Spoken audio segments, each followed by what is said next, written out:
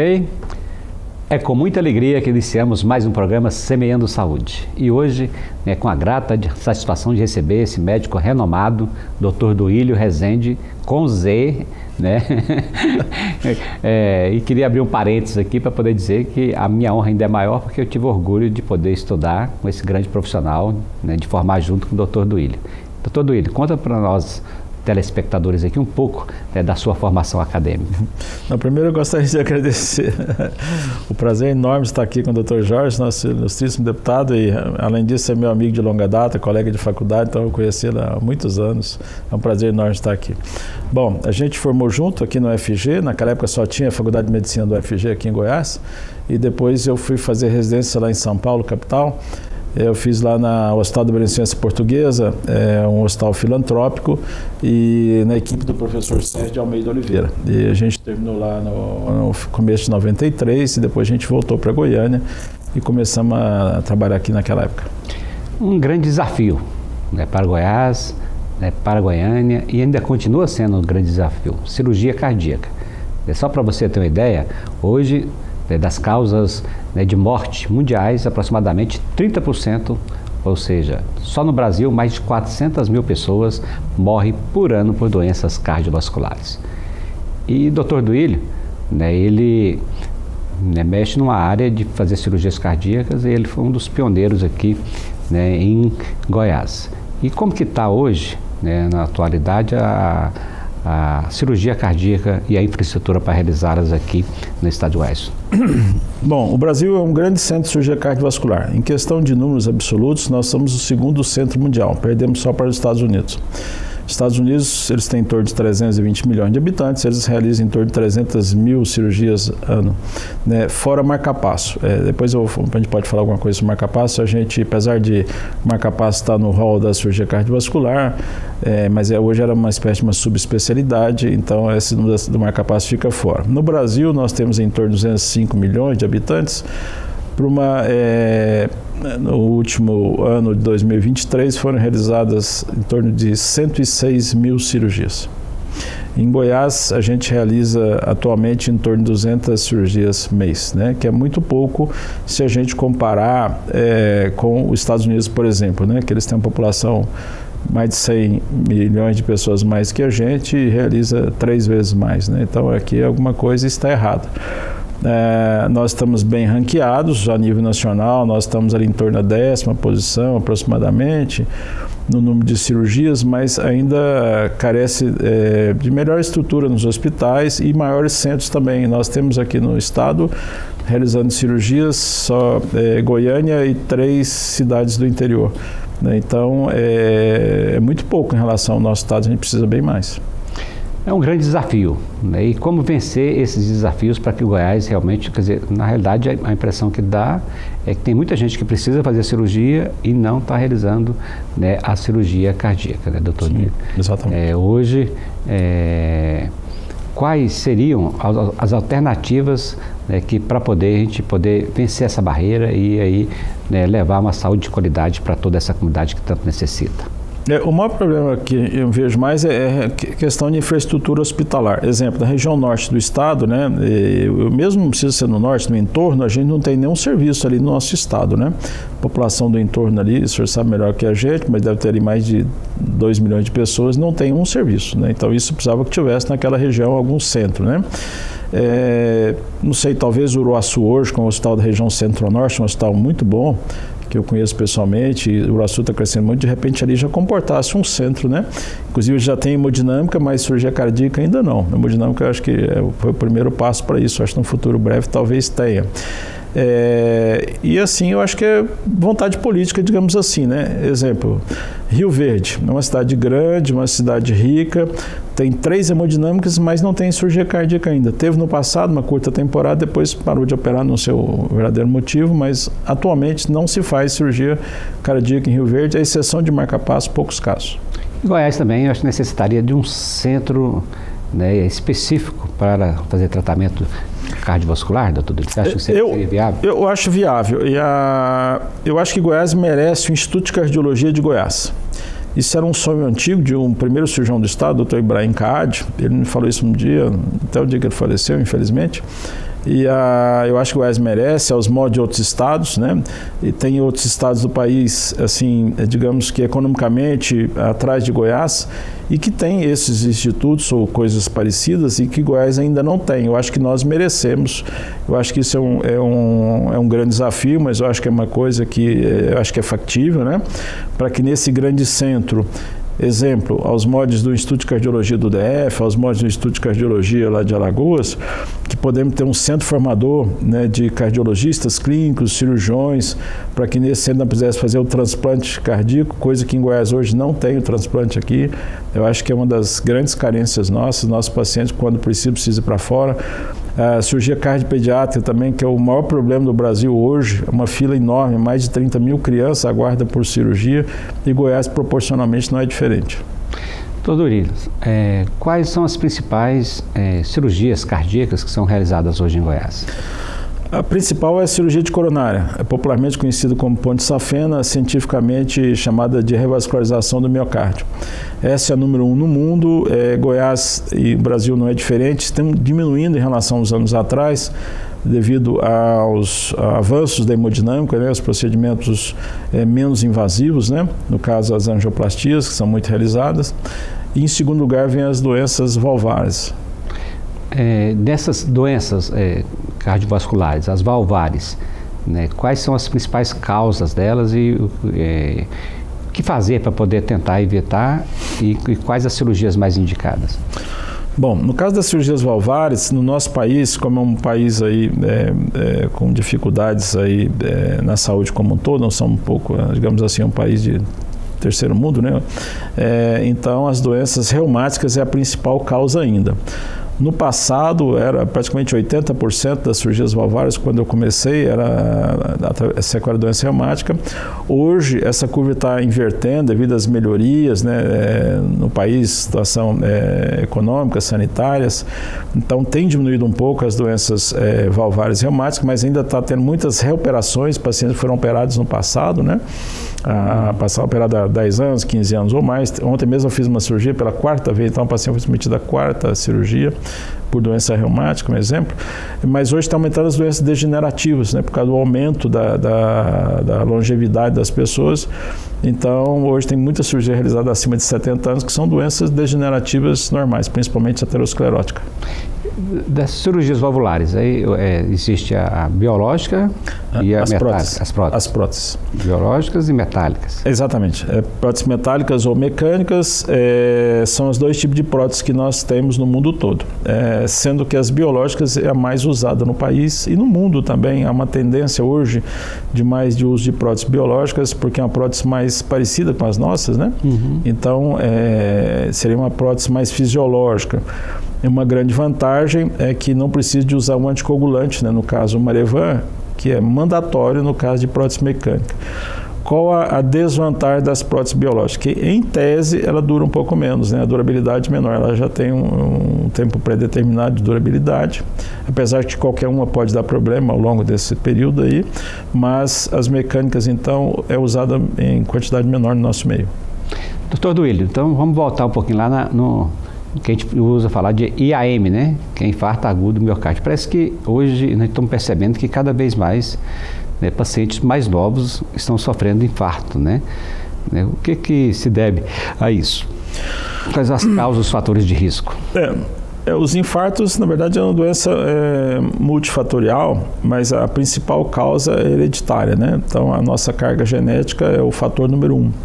E depois nós temos diabetes, tabagismo, hipertensão, as dislipidemias, né, com aumento de colesterol, triglicéridos e os dois. E há outros pacientes que não têm nenhum fator de risco desse aparente, né? O que a gente tem observado, eu acho que mais é o jeito que a gente vive, o estresse que a gente vive muito grande, né? E o associado ao tabagismo, que apesar de muitas campanhas, houve uma diminuição do tabagismo tradicional, mas agora tem os eletrônicos que também parece estar contribuindo para isso. E tem um outro fator de risco muito importante, que os livros não trazem muito isso, apesar que a gente já sabe disso há algum tempo, mas que a gente tem observado as depressões. o estresse, a depressão, o estresse muito relacionado a, digamos que assim, é uma doença que faz que anda muito junto com a doença coronariana. Então nós estamos aqui ouvindo o Dr. Duílio está falando sobre cirurgias cardíacas e sem dúvida o ápice da cirurgia cardíaca é o transplante cardíaco. O que falta para que Goiás nós possamos aqui fazer as primeiras cirurgias de transplante cardíaco? Já teve transplante cardíaco em Goiás. O primeiro transplante foi no Hospital Santa Genoveva, acho que em 1990, depois 90 ou 91, não estou bem certo, acho que 90. Depois, vocês têm ideia, o primeiro em Goiás em 90 e o primeiro no Brasil em 68. Então, depois houveram outros, mas foram poucos, o Hospital Santa Genoveva, o Hospital São Francisco de Assis, o Hospital Lúcio Rebelo. E por último, em 2018, teve um único na Santa Casa de Goiânia. Para se realizar um transplante é preciso de uma equipe muito grande, multidisciplinar, né? Então nós precisamos de uma estrutura enorme, não adianta você ser o cirurgião para isso, você tem que ter uma equipe no pós-operatório especializada para isso, uma equipe de infectologistas em cima, uma equipe, gente que para fazer as biópsias sucessivas que há necessidade, enfim, além de fisioterapeutas, né, nutricionistas e tal, um imunologista é muito importante, que é os primeiros sinais de uma rejeição você precisa tratar adequadamente. Isso você demanda algumas coisas. Primeira coisa, infraestrutura hospitalar com essa equipe multidisciplinar, que isso custa muito e os valores pagos pelo Ministério da Saúde é muito pequeno. Então, aí que eu acho que o Instituto, no caso que eu sugeri mais cedo, o Instituto de Cardiologia, acho que é um grande...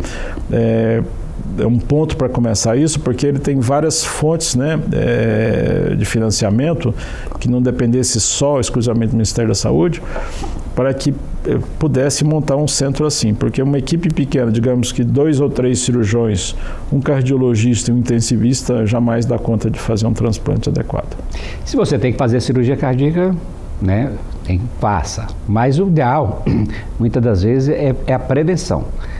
O que fazer para poder prevenir? Porque se um diagnóstico é feito precocemente, muitas das vezes evita uma cirurgia, né, Dr. Duílio? Então, a partir de quando o homem e a mulher devem realizar exames de prevenção cardiovasculares e quais os principais sinais e sintomas que devem levar ele a procurar orientação médica? Acho que os cuidados a gente tem que começar desde criança, então cuidar bem das nossas crianças, né? Evitar esses embutidos, acho que começa por aí, em casa, de comidas gordurosas, né? Frituras, essas coisas, menos carboidratos, menos açúcares, né? Acho que isso aí deveria ser o começo. Mas para esses casos, que é sabidamente que já teve um caso na família, a gente recomenda os exames de sangue periódico para checar glicemias e dislipidemias, já desde criança, que geralmente os pediatras fazem, né? E depois os clínicos gerais e tal, mas assim, de fazer exame de imagem, eu acho que assim começa aos 30 anos, para quem tem doença história na família, eu acho que é o ideal. E para aqueles que mesmo que não têm história familiar, a partir dos 40 é mandatório, né? Porque às vezes você pega uma doença numa fase inicial e a doença que muitas vezes ela não se manifestou ainda, não teve nenhum sintoma, mas os sintomas mais frequentes geralmente é cansaço, palpitações, eventualmente dor. Uhum. Muitas das vezes uma dor epigástrica pode ser um sinal de infarto, né? Uma dor no braço, né, Dr. Duílio? Mas assim, fez o diagnóstico, fez o tratamento, né? Quais são as principais complicações, né? E como fazer a reabilitação numa cirurgia cardíaca? Bom, as principais complicações de uma cirurgia cardíaca são sangramento, né? Arritmias, insuficiência respiratória, como toda cirurgia de grande porte, as infecções, pneumonia, infecção urinária, insuficiência renal, eventualmente lesões neurológicas, isso são as complicações, falência cardíaca ou insuficiência cardíaca, né? Então isso são as complicações mais frequentes e infelizmente algum desses acaba indo a óbito. Mas a reabilitação é uma coisa importantíssima, porque aí entra o fisioterapeuta e eu acho que o nutricionista junto, porque se tiver essa equipe multidisciplinar no pós-operatório, faz com que essas complicações você diminui bastante e essas pessoas podem voltar às suas atividades habituais em curto espaço de tempo. Estamos falando com o Dr. Duílio, cirurgia cardíaca. Dr. Duílio, é assim um derrame pericárdico, É muito comum, não? Explica para o pessoal o que é derrame pericárdico. Derrame pericárdico é um líquido a mais junto ao nosso coração. Todos nós temos uma pequena quantidade de líquido junto ao coração, que nós chamamos desse derrame pericárdico, entre aspas, né? Então, em torno de 50, 70 ml é o normal para todos nós, porque o nosso coração é envolvido por uma membrana chamada pericárdio, e para que o coração não fique encostando nessa membrana e lesando, então tem esse líquido que, digamos, que lubrifica, assim como, é uma comparação grosseira, mas assim como os nossos líquidos sinoviais nas nossas articulações, então tem esse líquido fisiológico junto ao coração. Todos nós temos. Algumas doenças fazem com que aumente esse líquido, exemplo, as doenças inflamatórias, né? As doenças virais, e agora por último, por exemplo, o Covid. O Covid foi uma doença recente, muito grave, que a gente até então não era desconhecido, e levaram muito ao aumento desse derrame pericárdico. Mas as causas são inúmeras, as neoplasias, os cânceres, tuberculoses, lúpus, o próprio pós-operatório de cirurgia cardíaca, a gente deixa um dreno, sai um pouquinho de coleção sanguinolenta, mas mesmo assim às vezes fica um pouquinho, e esse derrame pode aumentar com o passar dos dias ou não, principalmente se a pessoa tiver insuficiência cardíaca. As doenças, o renal crônico, muitas vezes, também ele tem esse derrame pericárdico um pouco maior, e se ele for muito grande, vai atrapalhar no funcionamento do coração, vai fazer com que dificulta a distensibilidade do músculo, e o paciente leva o que nós chamamos de baixo débito, né? Então aumenta a frequência cardíaca, queda de pressão, a insuficiência respiratória, e alguns têm que ir para a cirurgia, para a drenagem. E alguns têm que ir para a cirurgia drenagem. É uma minoria, mas alguns têm. Uhum. Doutor Duílio, o senhor falou que é uma coisa muito importante, né? Nós estamos aqui, já deram sinal de que está chegando na fase final, vai ter que fazer outros programas para poder, vamos colocar assim, dissecar ainda mais esse assunto, que é muito extenso, né? Mas nós vivemos aí nos últimos anos essa nova patologia que é o Covid, né? O que esperar de sequelas cardiovasculares no futuro? Tem algum estudo, alguma coisa está sendo feita para poder fazer esses estudos com relação a isso? Tem muito estudo em andamento, mas até o momento a gente tem poucas respostas, né? Eu acho que só a longo prazo que nós vamos ter aí um conhecimento melhor e respostas mais adequadas. O que a gente viu e está vendo até o momento primeiro, arritmias cardíacas importantes, aumento do derrame pericárdico, conforme já foi falado, infartos, houveram alguns casos de infartos, miocardiopatia dilatada, coração crescendo e perdendo a força, levando à insuficiência cardíaca. Algum desses recuperaram, outros não, outros estão em fase de recuperação. Então, assim, acho que a gente precisa de mais tempo para ter essas respostas adequadas. Estamos conversando com o doutor Duílio. Eu também, doutor, quero marcar um dia para a gente vir cá conversar sobre, né, os marca-passos. Em Goiás nós estamos enfrentando uma grande dificuldade, não só em Goiás, mas no Brasil inteiro. Pacientes que estão aguardando ao longo, né, de anos para poder colocar o marca-passo. Muitos em estados gravíssimos. Nós queremos, sem dúvida. Queria fazer, né, uma referência, né, também ao doutor Duílio não só como profissional competente, mas também com um grande coração. Muitas das vezes, inúmeras vezes, quero dizer, o doutor Duílio tem, né, atendido, né, voluntariamente vários pacientes, auxiliado e salvado muitas vidas, né, porque ele tem um grande coração. Muito obrigado por isso, doutor. Quantas vezes, né, nós já te acionamos, né, para poder ajudar aí pacientes que estavam em situação gravíssima, né, precisando de cirurgias, e o senhor nos auxiliou. Então fica aqui a nossa eterna gratidão por isso. E para mim era muito mais fácil ainda incomodar o doutor Duílio, porque ele era meu vizinho, né? Então ficava muito mais fácil, era só descer alguns andares, descer 4 andares e bater na porta e falar assim: me socorre aqui porque a coisa complicou. Doutor Duílio, né, para suas considerações finais. Muito obrigado pelo convite, pela essa oportunidade, estamos sempre às ordens. A doença cardiovascular, acho que é uma doença que inspira cuidados e movimenta toda a família, toda a sociedade. Eu acho que não é melhor que as demais áreas, mas é uma doença que precisa ter um cuidado especial, e nós aqui de Goiás, acho que precisamos caminhar um pouco mais rápido nessa direção. Muito obrigado pela oportunidade. Eu que agradeço, doutor Duílio. Estamos encerrando mais um programa Semeando Saúde. Quero dizer uma coisa, quero usar aqui hoje uma frase da Cora Coralina. Ela disse: o que vale na vida não é o início da caminhada, e sim a caminhada. Caminhando e semeando, no final terás o que colher. Doutor Duílio, você tem muito que colher, porque você tem semeado muita semente do bem, muita semente de competência, de carinho com seus, né, pacientes. Então, nossos parabéns, nosso muito obrigado, e até o próximo programa Semeando Saúde. Um grande abraço a todos. Muito obrigado.